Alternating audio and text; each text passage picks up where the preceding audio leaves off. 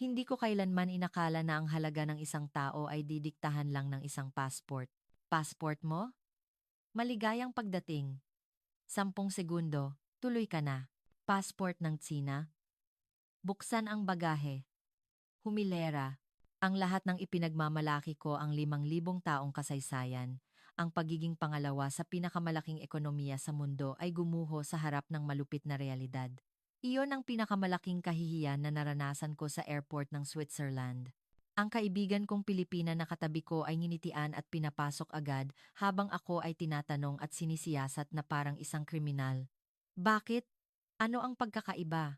Bakit ganoon na lamang ang tiwala ng mundo sa Pilipinas? At bakit ganoon din ang pag-iingat sa Tsina? Ang katotohanan sa likod ng malupit na pagkakaibang iyon ay lubos kong mauunawaan. Sa paraang masakit, sa aking pagdating sa bansang iyon, sa Pilipinas. Ito ang nakakagulat na tala ng paglalakbay ng isang taong puno ng pride, pagmamalaki, hanggang sa malaman niya kung ano talaga ang ibig sabihin ng isang tunay na bansang sibilisado. Chinese passport, ipinagbabawal. Filipino passport, 10 segundong pagtanggap sa Switzerland. Ang galit ng isang Chinese college student. Ang pangalan ko ay B. Isang 21 taong gulang na estudyante, isinilang at lumaki sa Beijing, China. Ako ay isang Tsino na may mataas na pagtingin sa sarili. Tinitiyak na maitanim sa isip namin na kami ang may-ari ng 5,000 taong sibilisasyon. Kami ang pangalawa sa pinakamalaking ekonomiya sa mundo. Walang hindi namin kayang gawin mula sa pinakabagong smartphone at dekuryenteng sasakyan hanggang sa paggalugad sa kalawakan. Mula pagkabata, ito ang sinabi sa akin ng aking mga guro at magulang, inggit sa atin ang buong mundo. Ang Tsino, dapat laging matapang at matatag saan man magpunta. Naniwala ako. Buong puso akong naniwala. Kung ikukumpara, ang Pilipinas ay sikat lamang sa mga beach, musika, at mga teleserye. Marami akong kaibigan na nagagandahan sa kultura nila, ngunit para sa akin, ang Pilipinas ay isa lamang bansa na gumagaya sa kanluran. At ngayon, ako ay pupunta sa Switzerland para mag-aral. Ang roommate ko ay isang estudyanteng Pilipina. Magkasabay kaming darating sa paliparan ng Zurich. Nagpalitan na kami ng ilang email bilang pagpapakilala. Noong araw na iyon, ako ay lubos na nasasabik. Sa wakas, narito na ako sa Europa. Ang airport ay tahimik, mukhang marangya, at malinis ang hangin. Ito talaga ang isang sibilisadong bansa. Pagkatapos, si Isabel, ang aking roommate, ay nauna sa akin sa immigration. Mahinahon niyang iniabot ang kanyang Filipino passport. Pagkakita pa lang sa passport, ngumiti ang opisyal at sinabi, "Welcome to Switzerland." Napakaganda ng pagbigkas. Para bang isang matagal ng kaibigan ang tinatanggap niya. Mabilis na itinatak ang stamp, walang baggage inspection, at sa loob lang ng 30 segundo, nakadaan na siya. Wow! Talagang iba ang sibilisadong bansa. Kaya pala gustong-gusto ng lahat ang Europa. At dumating ang pagkakataon ko. Buong tiwala kong inilabas ang aking Chinese passport. Pagkaabot pa lang sa passport, biglang nag-iba ang ekspresyon ng opisyal, nawala ang ngiti. Buksan mo ang iyong bagahe. May kopya ka ba ng visa? Pati na ang mga papeles sa pag-aaral, kontrata ng tirahan, itinerary, patunay ng insurance, at ang halaga ng cash na dala mo lahat ay kailangang siyasatin. Ha? Tumango ako, naguguluhan. Kinuha ko ang aking cellphone gamit ang nanginginig na kamay. Ngunit sa sandaling iyon, hindi gumana ang fingerprint scanner. Masyado akong pinawisan. Paulit-ulit na pumalya ang touch ko. Hindi ko rin mahanap kung nasaan ang attachment ng email na may dokumento. Habang nagkakagulo ako, humaba na ang pila sa likod ko. At may isang taong bumulong ng napakahina sa likod ko. Isa na namang Chinese. Umalis ang opisyal at tumingin ng matagal sa aking mukha. Bumuntong hininga siya ng mahina at sinabing, "Kailangan kasing i-verify ang mga Chinese passport kamakailan." Sa isang pangungusap na iyon, gumuho ang lahat. Naghanda ako ng husto sa biyahe. Inayos ko ang lahat ng dokumento, maayos ang pananamit ko, ngunit dahil lamang sa Chinese passport ko, ako ay pinaghihinalaan. Sa sandaling iyon, may naputol sa kaibuturan ng aking puso. Sobrang nakakatawa at nakakalungkot na sa harap ng immigration ng Europa, wala akong magawa dahil lamang sa isa akong mamamayan ng Tsina. Napahawak ako sa ulo, halos hindi makahinga. Sa isang iglap, nayanig ang buong pride ko. Respetado tayo sa buong mundo. Ang sino dapat laging matatag saan man magpunta. Iyan ang pinaniniwalaan ko habang lumalaki. Ngunit ang totoo, nagsisimula pa lang ang diskriminasyon sa mismong airport. Pagkaraan ng ilang sandali, sa wakas ay natatakan na ang passport ko at lumabas ako. Hinintay ako ni Isa. Inayos na niya ang mga gamit ko. Okay ka lang? Medyo matagal ka. Ngumiti ako. Nakangiti ang labi ko, ngunit ang puso ko ay parang pinupunit. Magkaparehong Asyano, bakit ganoon na lang ang tindi ng pagkakaiba ng pagtrato? Kung interesado ka sa karugtong, mag-subscribe at mag-like para mauna kang makakuha ng susunod na episode. Sinubukan kong takpan ng aking self-esteem ang kahihiyan na naramdaman ko sa immigration. Hindi lang yun mahalaga. Baka masungit lang talaga ang staff ng airport. Mahigpit talaga ang Switzerland. Ngunit pagkatapos ng ilang araw na pamumuhay sa Switzerland, napagtanto ko na hindi lang iyon nangyari noong araw na iyon. Sa kalsada, sa tindahan, sa paaralan palagi akong nakakaranas ng tahimik na pagwawalang bahala. Ang una kong pagpunta sa supermarket para mamili. Ang babaeng may blonde na buhok sa harap ko ay masayang binati at ninitian ng cashier. Have a nice day. Ngunit nang ako na, hindi tumingin sa akin ang cashier. Walang ekspresyon, sinimulan niyang iskan ang mga binili ko. Ngumiti ako at bumati ng hello sa Ingles, ngunit walang sagot. Baka mali ang bigkas ko. Hindi. Perfect ang nakuha ko sa English test ko. Mataas ang rating ko sa mga essay ko sa paaralan. Imposibleng hindi niya narinig. Sa simula, naisip ko, baka nagkataon lang. Ngunit nagsimula itong maulit. Kapag nakaupo ako sa isang cafe, inuuna ng waiter ang mga puting customer na mas huli dumating sa akin. Sa bookstore, kahit anong tawag ko ng excuse me, tatalikuran ako ng staff at pupunta sa ibang customer. Wala naman akong ginawang masama, ngunit saan man ako magpunta, parang nagiging isang invisible person ako. Isang araw, habang naglalakad ako sa hallway ng paaralan at dumadaan sa pagitan ng mga puting kaibigan ko, nakita ko kung paano biglang nawawala ang kanilang ngiti kapag kaharap na ako. Doon ko unang naramdaman na hindi lang ako isang dayuhan, kundi ako ay isang Asyano sa kanilang paningin. Hindi ko man maipaliwanag sa salita, ngunit naroon ang pakiramdam na iyon. Laki ako sa paniniwalang inggit sa China ang buong mundo. Ang mga produkto namin ay ibinebenta sa buong mundo. Kami ang may pinakamaraming turistang umaalis. At dapat kaming maging sentro saan man kami magpunta. Ngunit ngayon, ako ay naging isang nilalang na napakalayo sa sentro. Tahimik, walang pinapansin, at hindi komportable. Nang gabing iyon, bumalik ako sa dorm at sinabi ko kay Isa, ang roommate ko, hindi ako komportable rito. Parang nagiging invisible person ako. Tahimik lang siyang tumango, at pagkatapos ng ilang sandali, sinabi niya, oo, ganyan din ako noong una. Wala naman tayong ginagawang masama, pero parang ang liit-liit ng pakiramdam mo. Ang liit-liit na pakiramdam. Tahimik ang Switzerland. Maayos. Ngunit walang tao. Walang puwang o interes na tanggapin ang isang taong tulad ko. At kinabukasan, nagsimula akong magkasakit. Nilagnat ako. Sa simula, masakit lang ang lalamunan. Ngunit pagkalipas ng isang araw, sinundan na iyon ng ubo at sakit ng ulo. Parang unti-unting bumibigay ang katawan ko. Kailangan kong magpa-ospital, naisip ko. Ngunit iyon ang problema. Sabi ng dorm manager ay mag-online booking daw ako. Pagpasok ko sa website, lahat ng salita ay hindi pamilyar. Kahit gawin kong Ingles ang setting, may mga salita pa rin na lokal.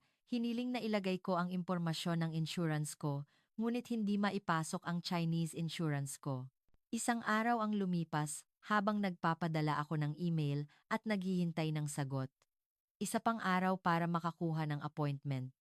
Sa panahong iyon, nakahiga lang ako sa kama, umiinom ng tubig. Pagdating ko sa ospital, nanghihina na ako, halos hindi na makahakbang sa hagdan. Umupo ako sa waiting area, At pagkatapos ng mga 90 minuto mula nang dumating ako, tinawag ang pangalan ko. 7 minuto lang ang konsultasyon, kinuha ang temperatura ko, tiningnan ang lalamunan ko. Parang viral infection.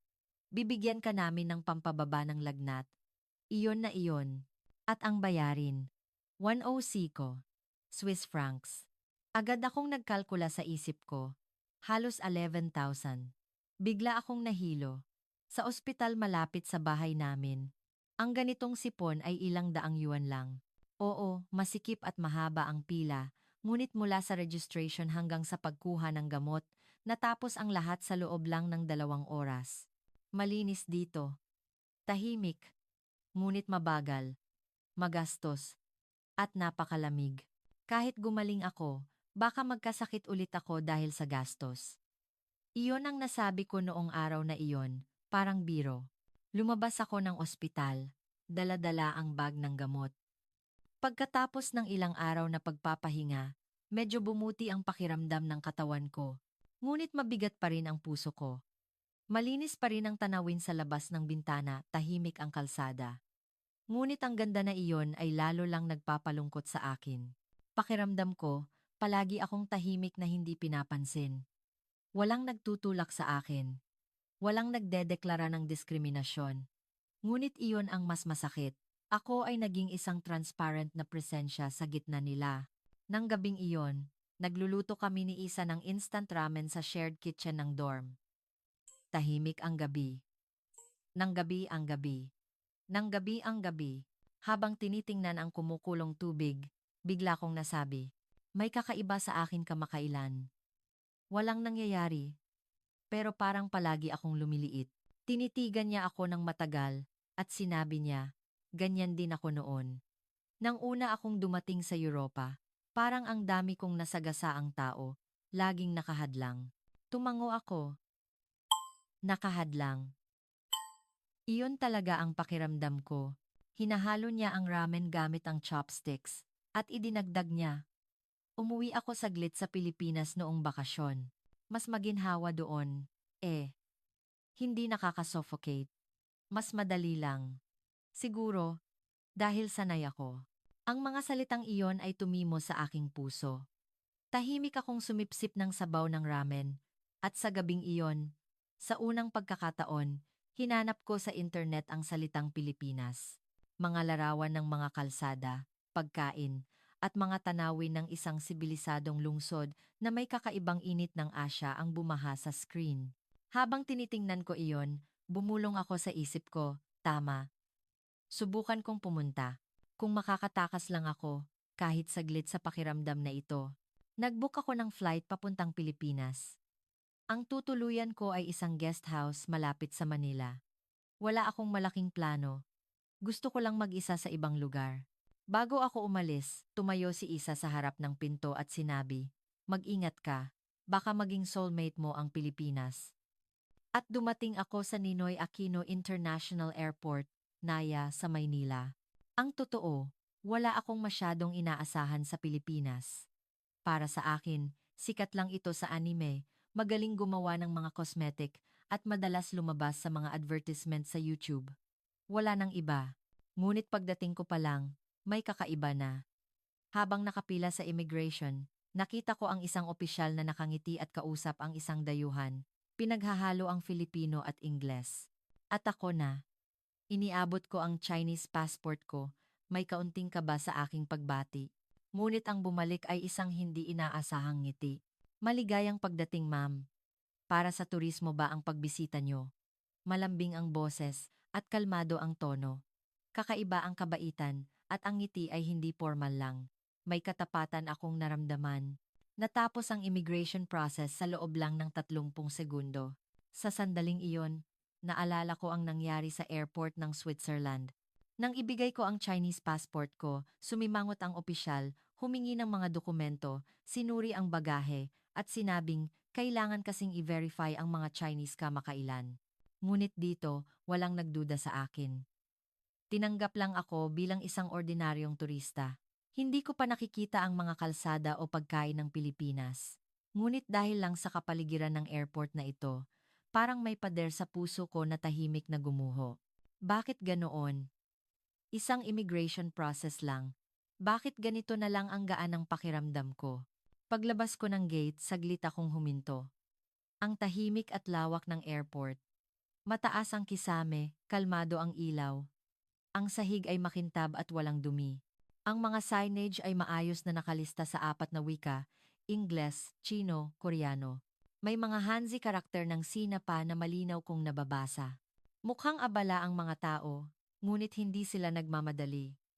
Walang ingay saan man. Naalala ko ang airport ng Switzerland. Oo, malinis din. Maayos. Ngunit walang pakiramdam ng pagtanggap na tulad nito. Ang airport ng Pilipinas ay tila isang espasyo na puno ng paggalang sa bisita. Kinuha ko ang mga bagahe ko at sinundan ang signage patungo sa tren papunta sa syudad. Habang naglalakad, binuksan ko ang wifi ko. Nagulat ako. Free wifi, connected. Walang password, walang login. Kumonekta lang ito ng kusa. Talaga bang libre ito? Bumili ako ng IC card parang beep card. Para sa transportasyon sa isang convenience store malapit sa istasyon. Paki-load po. IC card pass that. IC card para sa transportasyon. Ang cashier ay sanay na naglabas ng card at nagtanong, sasamahan ko na po ba ng load? Nang ma-load ang 1,000, may notification agad sa smartphone ko. Load successful. Sure 1,000 and balance check. Lahat ng impormasyon ay automatikong naayos. Hindi lang ito teknolohiya, ito ay pamumuhay. Tahimik ang tren na patungo sa Maynila. Walang dumi sa paligid ng upuan ko. Walang nagsalita o nagreklamo, ngunit pakiramdam ko, nirespeto ako. Pagdating sa istasyon ng tren, huminga ako ng malalim. May kakaiba rito. Isang lugar na mukhang komportable akong manirahan. Pagkatapos ng isang gabi sa guest house, nag-isa akong naglakad sa syudad ng Maynila, kinaumagahan. Walang mapa. Pumunta lang ako sa mga cafe, bookstore, at naglakad sa paligid ng simbahan. Hindi ko namalayan, gumagabi na pala. Pagsakay ko sa bus pa uwi, iniskan ko ang card ko. Low balance. Bigla akong natulala. Ha? Kakaload ko lang ah. Sa pag-iisip ko, naubos ko na pala dahil sa paglilibot buong araw. Nagmadali akong maghanap ng wallet ko. Nagsimula nang humaba ang pila sa likod. Nakatingin sa akin ang driver sa salamin. Noon nangyari, ang babae sa tabi ko, isang nasa katamtamang edad na ate, ay kinuha ang sarili niyang IC card at walang imik na iniskan ang para sa fare ko. Nagulat ako at lumingon. Ah, salamat po. Ngunit ngumiti lang siya at kumaway. Okay lang iha. Mag-load ka na lang ulit next time. Nawalan ako ng salita sa isang pangungusap na iyon. Hindi niya alam na sino ako. Hindi siya nagtanong. Hindi niya tinanong kung saan ako galing o bakit kulang ang load ko. Tinulungan lang niya ako dahil mukha akong nangangailangan ng tulong. Umupo ako, nakatingin sa labas ng bintana. Tahimik na umandar ang bus. Parang may bahagi ng puso ko na unti-unting lumambot. Sa Switzerland, walang lumalapit sa akin. Sa Tsina, lahat abala sa sarili at kailangan mong lutasin ang problema mo ng mag-isa. Ngunit ito ay isang bansa kung saan ang estranghero ay kusang lumalapit. Kinaumagahan, nagpasya akong sumakay sa subway ng Maynila. Kumuha ako ng mapa ng ruta sa guest house at sumakay. Masikip sa loob ng tren dahil rush hour, ngunit hindi ito magulo. Tahimik ang mga pasahero. Walang sumisigaw o nanunulak. Tahimik lang silang gumagalaw sa kani-kanilang espasyo. Sa gitna ng katahimikan na bumabalot sa subway, may isang eksena akong napansin. Isang nasa katamtamang edad na lalaki ang tumayo at walang sinasabi, ibinigay ang kanyang upuan sa isang lola, matanda na nakatayo sa tabi niya. Nagbigay galang ang lola at ngumiti ng bahagya. Ang lalaki ay tumahimik na naman at kumapit sa handrail. Sobrang natural ng eksena, walang nakatingin o nagtataka. Habang pinapanood ko iyon, naisip ko ang subway sa Tsina. Ang upuan ay isang kompetisyon. Nagtutulakan sa pagbaba, nag-aagawan ng upuan. Bihira lang ang nagbibigayan. Siguro dahil sa sobrang dami ng tao, Wala nang space para maging maingat sa isa't isa. Ngunit dito, lahat ay abala, ngunit nakatingin sila sa kapwa-tao. Matagal kong naalala ang gilid ng mukha ng lalaking iyon. Hindi niya ako tinulungan, hindi niya ako kinausap. Ngunit sa maikling sandaling iyon, naramdaman ko ang paggalang na ipinakita niya. At naisip ko, kakaiba ang bansa na ito. Tanghalian na. Nag-isa akong kumain. Isang maliit na karinderya kainan na maraming solo diners. Dahil self-service ang tubig, mas komportable ako. Kumain ako ng mainit na soup at kanin, at naisip ko, ito ang tunay na lasa ng Pilipinas. Habang kumakain, tumawag ang nanay ko sa tsina. Nagmadali akong kinuha ang bag ko at inilabas ang cellphone ko habang lumalabas sa kainan. Opo ma, ayos lang ako. Nasa Maynila po ako. Buhay pa po. Nakatayo ako sa gilid ng kalsada. Pagkatapos ng 5 minutong tawag, bumalik ako sa karinderya para magbayad. Tumingin sa akin ang tindera, Manang, at nauna siyang nagsalita. Iha, ang wallet mo. Iniwan mo rito. Bigla akong kinabahan. Ang wallet ko, nasa ibabaw ng lamesa. Lahat ng cash, card, ID lahat ay nandoon. Natulala lang ako, ngunit naglakas loob akong kunin ang wallet. Binuksan ko. Lahat ay nandoon. Hindi ako makapagsalita. Paulit-ulit lang akong yumuko sa tindera. Ngumiti lang siya at sinabing, "Okay lang, Hija. Akala ko babalik ka rin agad." Ang init ng mga salitang iyon.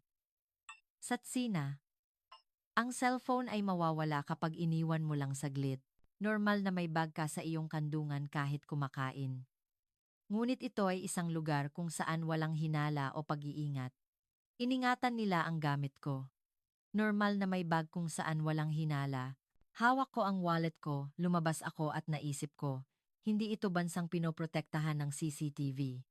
Ito ay lugar kung saan nagtitiwala sa isa't isa ang mga tao. Nang gabing iyon, naglakad ako sa tabi ng parke. Malamig ang hangin, tahimik ang kalsada. Kahit hating gabi na, may ilaw ang mga street lamp, maayos ang kalsada, walang kalat. Habang naglalakad, hindi ko namalayan, napasok ko na pala ang isang eskinita na halos walang tao. Bigla akong kinilabutan. Narinig ko na ligtas ang Pilipinas, ngunit hindi ba masyadong mapanganib para sa isang dayuhang babae na mag-isa sa gabi? Inihanda ko ang sarili ko. Ngunit napansin ko ang isang babae na nagjo-jogging sa kabilang sidewalk. Nakasaksak ang earphone niya, tahimik siyang tumatakbo. Alas 11 na ng gabi. Sa paligid ay may mga convenience store na walang tao, mga laundry shop at mga cafe sign na may ilaw. Sa sandaling iyon, nag-iba ang definisyon ng gabi para sa akin. Sa tsina, malinaw kung aling kalsada ang hindi dapat lakaran ng babae sa gabi. Body memory ko na ang mga lugar na iyon. Tumatawag ako sa kaibigan ko, hawak ang cellphone ko, handa sa anumang mangyayari. Ngunit dito, may ilaw, may galaw ng tao, at higit sa lahat, ang pakiramdam ay hindi natatakot ang mga tao. Pumasok ang babaeng nagjo-jogging sa convenience store. Natulala ako. Talaga bang hindi delikado ang gabi rito? Kinuha ko ang cellphone ko, tiningnan ang orasan. Alas 11:70 ng gabi, at sa unang pagkakataon, naramdaman ko, ligtas ako sa bansang ito. Lumipas ang hapon. Nag-isip ako kung bibili na lang ng gamot. Ngunit nang pinawisan ako ng malamig, naramdaman ko na may mali. Hindi ito ang bansa ko. Wala akong pamilya. Kung hindi ako makakahanap ng ospital sa sitwasyong ito, baka mapanganib talaga ako. Gamit ang nanginginig na kamay, naghanap ako ng night clinic sa smartphone ko. Sa awa ng Diyos, may lumabas na dasyaput-taput-hour clinic sa loob lang ng 10 minutong lakad. Tumawag ako. Hello? Puwede po ba akong pumunta ngayon? Ang sumagot ay isang fluent na Ingles. You may come immediately, ma'am. We are accepting patients. Sa isang pangungusap na iyon, halos mapaupo ako sa lupa. Dumating ako sa ospital na namumutla. Mahina ang amoy ng disinfectant. Agad na tumayo ang nurse sa reception pagkakita pa lang sa akin. Okay lang po kayo, ma'am. Isasama ko na po kayo agad. Hindi ko masabi ang pangalan ko, hindi ko maipaliwanag ng maayos kung ano ang masakit. Ngunit naunawaan nila ako. Sa ekspresyon ko, sa boses, sa paghinga ko, mabilis ang konsultasyon. Tiningnan ako ng doktor sa mata at sinabing, masyado kang nahirapan. Mukhang na-shock ang tiyan mo sa kinain mo. Tumango lang ako. Binigyan ako ng gamot sa tiyan at pampakalma sa digestive system. Sa sandaling inabot ko ang gamot kasama ang isang basong tubig, may bumabagabag sa akin. At ang bayarin? Mga 1,500 lang. Hindi ito mahal. Kahit sa pananaw ng Chinese currency, natulala ako sa resibo. Biglang bumalik sa alaala ko, ang nangyari sa Switzerland. Ang araw na nagkasakit ako sa sipon, 3 araw bago ako makakuha ng appointment, 1 oras at kalahating naghintay, at halos 11,000 ang binayaran ko. Naalala ko rin ang Tsina. Mabilis ang konsultasyon, ngunit parang machine lang. Pagod ang mga mata ng doktor. Walang tumitingin ng matagal sa aking mukha. Ngunit dito, natural lang sa kanila na tulungan ang isang taong may sakit. Gaano iyon kakahanga-hanga? Doon ko napagtanto. Paglabas ko, dala-dala ang bag ng gamot, dinapuan ng hangin ng Maynila ang mukha ko. Sa glass door ng ospital, nakita ko ang refleksyon ko. Medyo pagod, ngunit sigurado akong nakangiti ako. Ito ay isang bansang pwede akong mabuhay. Habang pabalik sa guest house, tumigil ako sandali para tingnan ang tanawin ng gabi. Ang matataas na gusali sa malayo, ang nagniningning na mga signboard, at ang mga taong tahimik na naglalakad sa kalsada. Hindi ko namalayan, hindi na ako foreigner sa syudad na ito. Dating tinakasan ko lang, iniiwasan ang kalungkutan ng Switzerland at ingay at komplikasyon ng Sina. Ngunit ngayon, parang matagal ko nang alam ang lugar na ito. Komportable ako. Tahimik kong kinuha ang smartphone ko at binalikan ang mga larawan sa album. Ang malamig na mukha ng opisyal sa Zurich, ang puting hallway ng Switzerland, ang 10 francs na nakasulat sa resibo, at ako sa masikip na waiting room ng ospital sa Tsina. Ang mukha ko na nag-aalala, natatakot, walang kausap. Sa pagitan ng mga larawang iyon, may mga kuha ako sa Pilipinas. Ang bata at matanda na magkatabing nakaupo sa tren, ang kamay ng ate na tumulong sa akin sa bus, ang mainit na pagkain sa lamesa, at ang mukha ko na may hawak na gamot paglabas ng klinika. Sa unang pagkakataon, naramdaman ko na nakangiti ang mga mata ko sa larawan. Ang developed country na alam ko noon ay isang lugar kung saan may pera at gumagana ng maayos ang sistema. Ngunit sa Pilipinas, may tao sa loob ng sistemang iyon. May taong kusang lumalapit. May taong tahimik na tumutulong kapag nasa panganib. May taong naghihintay, hindi nagagalit, kapag nagkamali ka. Mas mainit kaysa sa Switzerland, mas maayos kaysa sa Tsina. Tahimik kong sinabi sa puso ko, ang bansang ito ay hindi lang mabuti. Gusto kong tirhan. Ngayon, handa na akong umalis sa Pilipinas. Sa limousine bus papunta sa airport, ang mga kalsada, tao, ilaw ng convenience store, mga taong nakapila sa taxi stand lahat ay parang kumakausap sa akin. Babalik ka, di ba? Nang una akong dumating sa bansang ito, wala akong inaasahan. Gusto ko lang tumakas sa kalungkutan ng Switzerland at makahinga kahit sandali sa ingay at komplikasyon ng Tsina. Ngunit ang lugar na ito ay hindi lang nagbigay sa akin ng pahinga rest. Ipinakita nito sa akin kung paano mabuhay. Ang mainit na pagtingin sa immigration. Ang mamamayan na tumulong sa akin sa bus. Ang pag-aalok ng upuan sa subway. Ang pagbalik ng wallet na naiwan ko. Ang tahimik na pagjo-jogging ng babae, 11:00 ng gabi. At ang mabilis at murang serbisyo ng klinika sa biglaang sakit ng tiyan. Ang lahat ng sandaling iyon ay konektado sa isang emosyon, maaasahan ang bansang ito. Hindi lang ito dahil sa sistema, dahil ito sa mga tao. Walang nagduda sa akin, walang nagtaboy sa akin, walang nagdistansya. Masyadong maingay ang China, masyadong tahimik ang Switzerland, ngunit ang Pilipinas ay maayos ngunit mainit. Dala-dala ang backpack ko, naglakad ako patungo sa gate. Naalala ko ang sinabi ng roommate kong si Isa, pagpunta mo sa Pilipinas, malalaman mo. Akala ko noon, panlilibang lang iyon. Ngunit ngayon, Alam ko na kung bakit siya nakangiti, kung bakit tahimik niyang hinimas ang likod ko. Huling lumingon ako sa departure lobby, huminga ng malalim sa hangin ng Pilipinas. Tiyak na babalik ako. Buong puso kong naisip iyon. Hindi. Balang araw. Gusto kong manirahan sa lugar na ito. Dahil alam ko na ngayon kung ano ang buhay sa isang tunay na developed country. Maraming salamat. Dahil sa inyo, natuto akong ngumiti ulit. Kung nagustuhan mo ang episode na ito, mag-like at mag-subscribe at i-on ang notification. Una mong makukuha ang susunod na nakakaantig na kwento. Maraming salamat. Magkita-kita ulit tayo sa susunod na video.